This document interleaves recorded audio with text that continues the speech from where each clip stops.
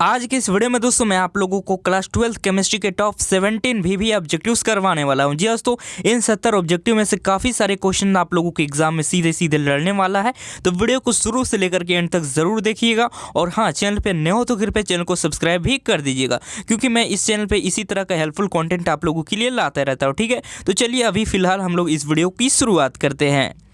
तो चलते हैं दोस्तों हम लोग पहले क्वेश्चन की तरफ। तो पहला क्वेश्चन दोस्तों केमिस्ट्री का आप लोगों के सामने है, देख सकते हो। पहला क्वेश्चन है दोस्तों, निम्नलिखित संक्रमण तत्वों के आयन में कौन अचुंबकीय है? जी दोस्तों, सॉरी अनुचुंबकीय है। ठीक है, तो आपको बताना है कि इन चार ऑप्शन में दोस्तों कौन अनुचुंबकीय है, ये आपको फटाफट से बताना है। तो दोस्तों इसका जो करेक्ट आंसर हो जाएगा दोस्तों Cu+2। जी दोस्तों, Cu+2 जो है वो अनुचुंबकीय, तो ऑप्शन नंबर जो बी है हमारा करेक्ट हो जाएगा। चलते अगले क्वेश्चन की तरफ।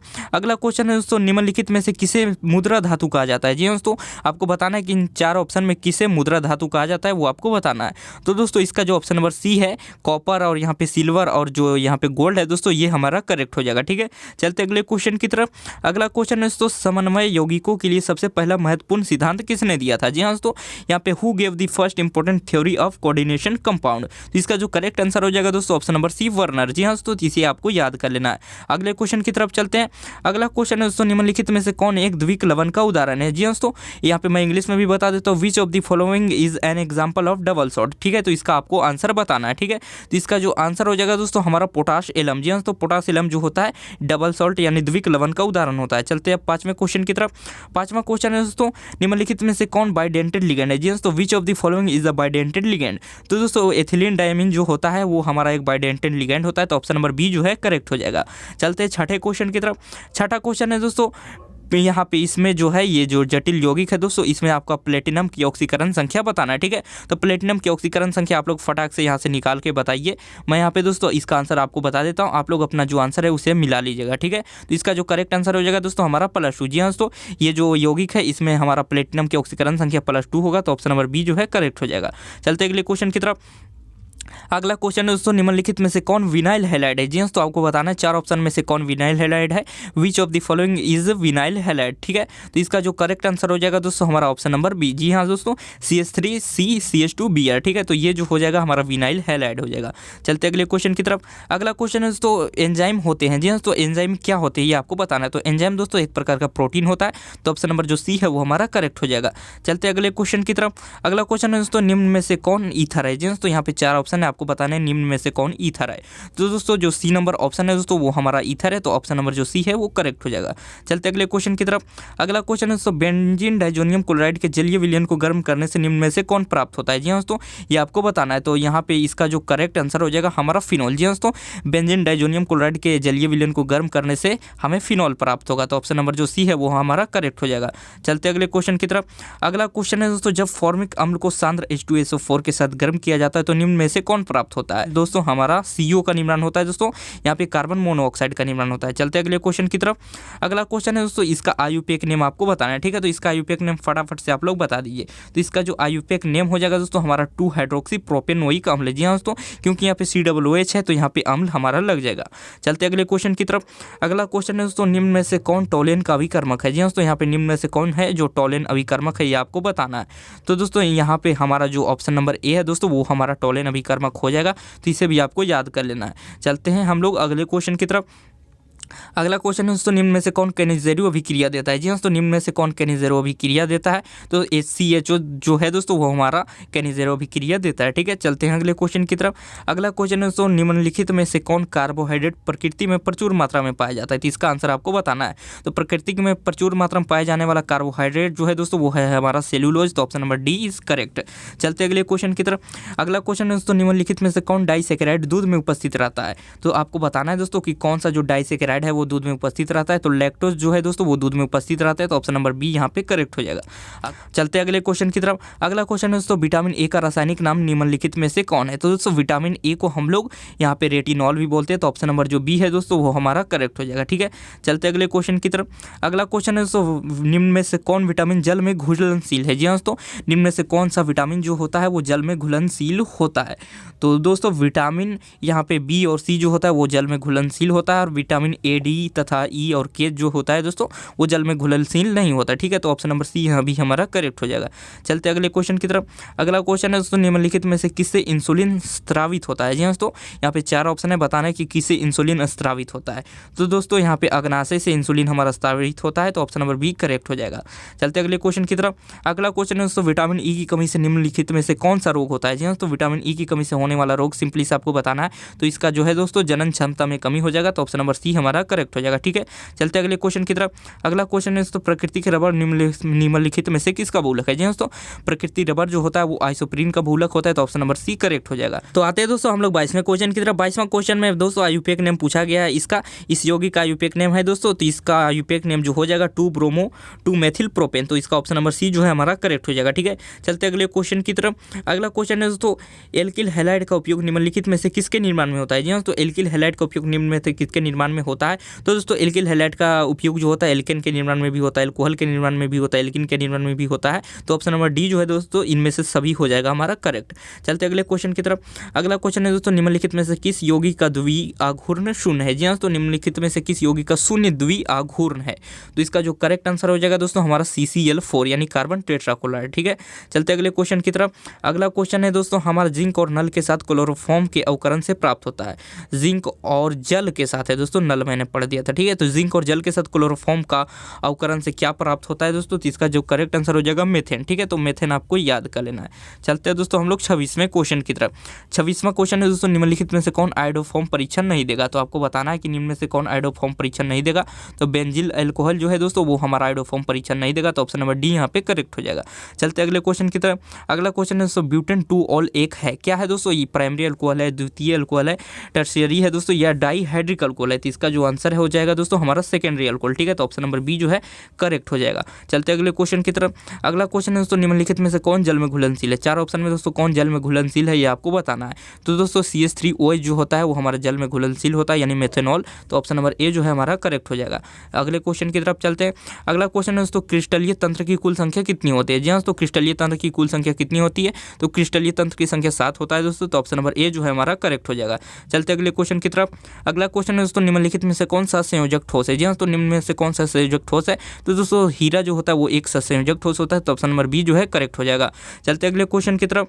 अगला क्वेश्चन है, किसी धातु की षष्ठभुजीय सीमित पैकिंग संरचना में समन्वय संख्या होती है। जी हाँ दोस्तों, किसी धातु की षष्ठभुजीय सीमित पैकिंग संरचना में समन्वय संख्या कितनी होती है ये आपको बताना है, तो इसका जो करेक्ट आंसर हो जाएगा दोस्तों 12। जी हाँ, ऑप्शन नंबर डी जो है करेक्ट हो जाएगा।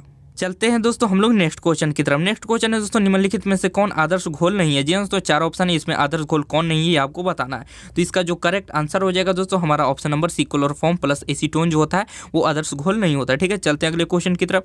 अगला क्वेश्चन है दोस्तों, निम्नलिखित में से कौन अर्धपारगम्य झिल्ली से निकल पाते हैं, तो अर्धपारगम्य झिल्ली से दोस्तों केवल विलायक के अणु ही निकल पाते हैं, तो ऑप्शन नंबर ए जो है करेक्ट हो जाएगा। चलते अगले क्वेश्चन की तरफ।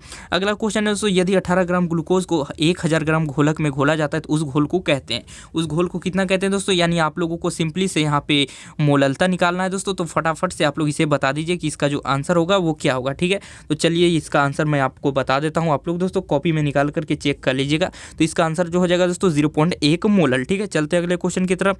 अगला क्वेश्चन है दोस्तों, निम्नलिखित में से किसका क्वथनांक सबसे अधिक होगा। जी हाँ, तो निम्न में से किसका क्वथनांक सबसे अधिक होगा, तो यहाँ पे दोस्तों जल में 1% सोडियम क्लोराइड को जब घोलेंगे तो इसका क्वथनांक दोस्तों हमारा सबसे अधिक होगा। चलते अगले क्वेश्चन की तरफ। अगला क्वेश्चन है दोस्तों, निम्न में से किसके ऑक्सीकरण से एसीटोन प्राप्त होता है। जी हाँ, तो 4 ऑप्शन है दोस्तों, आपको बताना है कि किसके ऑक्सीकरण से एसीटोन प्राप्त होता है। तो दोस्तों यहाँ जो करेक्ट आंसर हो जाएगा हमारा CH3 CHOH CH3, ठीक है। तो ऑप्शन नंबर सी जो है करेक्ट हो जाएगा। चलते अगले क्वेश्चन की तरफ। अगला क्वेश्चन है दोस्तों, सेकेंडरी एमीन का क्रियाशील मूलक क्या है। जी हाँ, तो सेकेंडरी एमीन का क्रियाशील मूलक क्या है, तो यहाँ पे NH की तरफ दोस्तों दोनों बॉन्ड लगे रहने चाहिए, तो ये सेकेंडरी एमीन का जो है क्रियाशील मूलक होता है, ठीक है। चलते अगले क्वेश्चन की तरफ।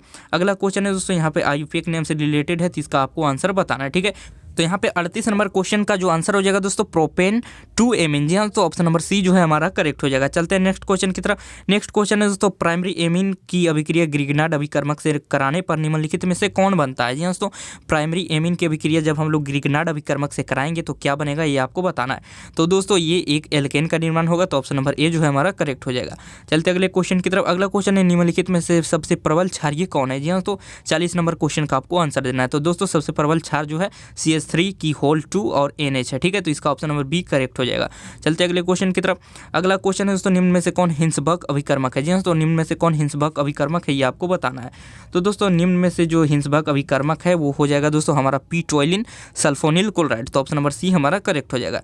चलते अगले क्वेश्चन की तरफ। अगला क्वेश्चन है दोस्तों, जब एसिटामाइड की अभिक्रिया Br2KO से कराई जाती है तो निम्नलिखित में से कौन बनता है? तो दोस्तों जब अभिक्रिया कराएंगे इन सब से दोस्तों तो हमारा जो है मेथिल एमिल का निर्माण होगा। ऑप्शन नंबर बी करेक्ट हो जाएगा। चलते अगले क्वेश्चन की तरफ। अगला क्वेश्चन है दोस्तों, NaCl के जलीय घोल के वैद्युत अपघटन से कैथोड पर निम्नलिखित में से कौन सा मुक्त होता है? तो दोस्तों सोडियम जो है हमारा कैथोड पर मुक्त होगा। तो ऑप्शन नंबर बी जो है करेक्ट हो जाएगा। चलते अगले क्वेश्चन की तरफ।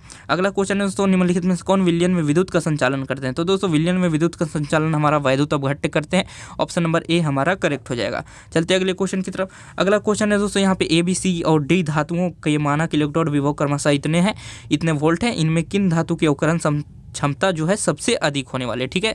तो दोस्तों सबसे अधिक जो अवकरण क्षमता हो जाएगी दोस्तों वो हमारा ए का हो जाएगा, ठीक है। तो ऑप्शन नंबर ए जो है हमको याद करके जाना है। चलते हैं अगले क्वेश्चन की तरफ। अगला क्वेश्चन है दोस्तों, किसी चालक का सेल स्थिरांक क्या होता है? जी दोस्तों, किसी चालक तो सेल का सेल स्थिरांक क्या होता है? तो सेल स्थिरांक जो होता है दोस्तों L/A। तो ऑप्शन नंबर ए जो है दोस्तों वो हमारा करेक्ट हो जाएगा। चलते अगले क्वेश्चन की तरफ। अगला क्वेश्चन है दोस्तों, रासायनिक अभिक्रिया को दर निम्नलिखित में से किसके द्वारा निरूपित किया जाता है? जी हाँ दोस्तों, यहाँ पे आपका निरूपण करना है रासायनिक अभिक्रिया का। तो इसका जो करेक्ट आंसर हो जाएगा दोस्तों वो हो जाएगा हमारा ऑप्शन नंबर डी, इनमें से सभी, ठीक है। चलते हैं अगले क्वेश्चन की तरफ। अगला क्वेश्चन है दोस्तों, एक रासायनिक अभिक्रिया के वेग समीकरण को निम्नलिखित प्रकार से निरूपित किया जाता है। तो यदि एक के सांद्रण को स्थिर रखकर बी का सांद्रण तिगुना कर दिया जाए तो वेग होगा, यानी वेग क्या होगा दोस्तों? दुगुना होगा, तिगुना होगा, चौगुना होगा या 9 गुना होगा। तो इसका जो करेक्ट आंसर हो जाएगा दोस्तों हमारा ऑप्शन नंबर डी 9 गुना हो जाएगा, ठीक है। तो ऑप्शन नंबर डी आपको याद कर लेना है। चलते अगले क्वेश्चन की तरफ। अगला क्वेश्चन है दोस्तों, किसी रासायनिक अभिक्रिया का वेग स्थिरांक निम्न में से किस पर निर्भर करता है? जी दोस्तों, किसी रासायनिक अभिक्रिया का वेग स्थिरांक जो होता है वो हमारा ताप पर निर्भर करता है। तो ऑप्शन नंबर ए ही हमारा करेक्ट हो जाएगा। चलते हैं अगले क्वेश्चन की तरफ। अगला क्वेश्चन है दोस्तों, लोहे का मुख्य ऑक्साइड क्या है? जी दोस्तों, लोहे का जो मुख्य ऑक्साइड है वो क्या है आपको बताना है। तो लोहे का जो मुख्य ऑक्साइड होता है दोस्तों वो हेमेटाइट होता है। तो ऑप्शन नंबर बी जो है करेक्ट हो जाएगा, ठीक है। चलते अगले क्वेश्चन की तरफ। अगला क्वेश्चन है दोस्तों, निम्नलिखित में से किसमें ऑक्सीजन की अवस्था जो है ऑक्सीकरण अवस्था वो +2 है? तो दोस्तों यहाँ पे जो 4 ऑप्शन है उनमें से जो है ऑक्सीजन की जिसमें +2 अवस्था है उसका जो करेक्ट आंसर हो जाएगा दोस्तों हमारा ऑप्शन नंबर ए Fe2O। जी दोस्तों, Fe2O में है ऑक्सीजन की ऑक्सीकरण अवस्था +2 है। तो चलते हैं अब हम लोग नेक्स्ट क्वेश्चन की तरफ। नेक्स्ट क्वेश्चन है दोस्तों, निम्नलिखित में से कौन रेडियो एक्टिव उत्कृष्ट गैस है? जी दोस्तों, निम्न में से कौन रेडियो एक्टिव उत्कृष्ट गैस है आपको बताना है। तो दोस्तों रेडॉन जो होता है वो रेडियो एक्टिव उत्कृष्ट गैस होता है। तो ऑप्शन नंबर डी जो है हमारा करेक्ट हो जाएगा। चलते हैं दोस्तों हम लोग अगले क्वेश्चन की तरफ। अगला क्वेश्चन है दोस्तों, निम्न में से किस उत्कृष्ट गैस के द्वारा सबसे ज्यादा यौगिक बनाया गया है? तो 53 नंबर क्वेश्चन का जो आंसर हो जाएगा दोस्तों ऑप्शन नंबर डी ज़ेनॉन। चलते हैं दोस्तों अगले क्वेश्चन की तरफ। अगला क्वेश्चन है दोस्तों, निम्नलिखित में से कौन ध्रुवीय यौगिक है? जी हाँ, तो आपको बताना है कि कौन ध्रुवीय यौगिक है। तो SO2 यानी सल्फर डाइऑक्साइड दोस्तों ध्रुवीय यौगिक है। तो ऑप्शन नंबर ए हमारा करेक्ट हो जाएगा। चलते अगले क्वेश्चन की तरफ। अगला क्वेश्चन है दोस्तों, निम्न में से कौन प्रथम संक्रमण श्रेणी का सदस्य है? जी हाँ, तो निम्न में से कौन है जो प्रथम संक्रमण श्रेणी का सदस्य है? तो 55 नंबर क्वेश्चन का आंसर दोस्तों हमारा निकेल हो जाएगा, ऑप्शन नंबर ए, ठीक है। चलते अगले क्वेश्चन की तरफ। अगला क्वेश्चन है दोस्तों, Cu2+ Z = 29 का इलेक्ट्रॉनिक विन्यास क्या है? जी तो कॉपर +2 का यहाँ पे आपको कॉपर +2 का दोस्तों आपको यहाँ पे इलेक्ट्रॉनिक विन्यास पूछा गया। तो 56 नंबर क्वेश्चन का आंसर जो हो जाएगा दोस्तों ऑप्शन नंबर सी, ठीक है। तो चलिए अगले क्वेश्चन की तरफ चलते हैं। अगला क्वेश्चन है दोस्तों, निम्नलिखित में से किसमें ईस्टर बंध है? जी हाँ दोस्तों, निम्नलिखित में से किसमें ईस्टर बंध है? तो टेरिलिन में दोस्तों ईस्टर बंध होता है। चलते हैं अगले क्वेश्चन की तरफ। अगला क्वेश्चन है दोस्तों, निम्नलिखित में से कौन ताप दृढ़ प्लास्टिक है? जी हाँ, तो निम्न में से कौन सा है जो ताप दृढ़ प्लास्टिक है ये आपको बताना है। तो इसका जो करेक्ट आंसर हो जाएगा दोस्तों बेकेलाइट, ठीक है। चलते हैं अगले क्वेश्चन की तरफ। अगला क्वेश्चन है दोस्तों, निम्नलिखित में से कौन पॉलीएमाइड है? जी हाँ, तो निम्न में से कौन पॉलीएमाइड है? तो इसका जो करेक्ट आंसर हो जाएगा दोस्तों नाइलॉन 66। तो नाइलॉन 66 इसका करेक्ट आंसर हो जाएगा। चलते हैं अगले क्वेश्चन की तरफ। अगला क्वेश्चन है दोस्तों, निम्नलिखित में से किसका उपयोग एंटासिड के रूप में होता है? जी हाँ, तो आपको बताना है कि निम्न में से किसका उपयोग एंटासिड के रूप में होता है। तो मैग्नीशियम हाइड्रोक्साइड का उपयोग दोस्तों एंटासिड के रूप में होता है। तो ऑप्शन नंबर 1 करेक्ट हो जाएगा। चलते अगले क्वेश्चन की तरफ। अगला क्वेश्चन है दोस्तों, सैकरीन 1 है। जी हाँ, तो सैकरीन 1 क्या है आपको बताना है। तो सैकरीन 1 दोस्तों मीठा भी करता है।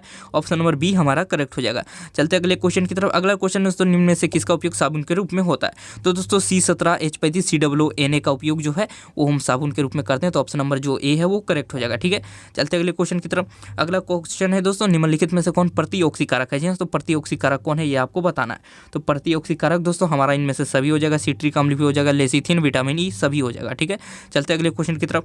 अगला क्वेश्चन है दोस्तों, प्रथम कोटि की अभिक्रिया के लिए अर्धायु। प्रथम कोटि अभिक्रिया के लिए जो अर्धायु है दोस्तों वो प्रारंभिक सांद्रण पर निर्भर नहीं करता है। तो ऑप्शन नंबर बी हमारा यहाँ पे करेक्ट हो जाएगा, ठीक है। चलते हैं अगले क्वेश्चन की तरफ। अगला क्वेश्चन है दोस्तों, हैबर विधि से अमोनिया के निर्माण में निम्नलिखित में से कौन उत्प्रेरक का प्रयोग होता है। हैबर विधि से अमोनिया के निर्माण में दोस्तों लोहे का मोहिन पाउडर का उपयोग होता है, तो ऑप्शन नंबर ए जो है करेक्ट हो जाएगा। चलते अगले क्वेश्चन की तरफ। अगला क्वेश्चन है दोस्तों, निम्नलिखित में से किस विधि के द्वारा कोलोडी विलयन का संशोधन किया जाता है, शोधन किया जाता है। जी हाँ दोस्तों, निम्नलिखित में किस विधि के द्वारा कोलोडी विलयन का शोधन किया जाता है, तो इसका जो करेक्ट आंसर हो जाएगा दोस्तों हमारा अपहरण, जिसे हम लोग इंग्लिश में डायलिसिस भी कहते हैं। ठीक है, चलते हैं अगले क्वेश्चन की तरफ। अगला क्वेश्चन है दोस्तों, 298 केल्विन पर 1 ग्राम चारकोल के द्वारा निम्नलिखित में से किस गैस का सबसे अधिक आयतन अधिशोषित होगा, तो इसका जो करेक्ट आंसर हो जाएगा दोस्तों अमोनिया NH3। ठीक है, चलते हैं अगले क्वेश्चन की तरफ। अगला क्वेश्चन है दोस्तों, पायरोसोलाइट निम्न में से किसका अयस्क है। जी हाँ दोस्तों, पायरोसोलाइट जो है किसका अयस्क है ये आपको बताना है, तो 68 का जो ऑप्शन नंबर बी है दोस्तों वो हमारा करेक्ट हो जाएगा मैग्नीज। जी हाँ दोस्तों, पायरोसोलाइट मैग्नीज का अयस्क होता है। चलते अगले क्वेश्चन की तरफ। अगला क्वेश्चन है दोस्तों, धातु के ऑक्साइड को कार्बन या कार्बन मोनोऑक्साइड के द्वारा धातु में अवकृत करने की क्रिया क्या कहलाती है, तो इसका जो ऑप्शन नंबर ए प्रगलन है दोस्तों वो हमारा करेक्ट हो जाएगा। चलते हैं 70 और आखिरी क्वेश्चन की तरफ। 17वां क्वेश्चन है दोस्तों, निम्नलिखित में किस धातु के निष्कर्षण के लिए साइनाइड विधि का प्रयोग किया जाता है, तो इसका जो करेक्ट आंसर हो जाएगा दोस्तों सिल्वर यानी Ag। ठीक है, तो दोस्तों आज की इस वीडियो में मैंने आप लोगों को केमिस्ट्री के 70 VVI ऑब्जेक्टिव करा दिए हैं। इससे काफी सारे क्वेश्चन आप लोगों के फाइनल बोर्ड एग्जाम में देखने को मिलने वाले हैं। ठीक है, तो यही था आज का हमारा वीडियो। उम्मीद करता वीडियो अच्छा लगा तो वीडियो को लाइक करें और चैनल को सब्सक्राइब करें।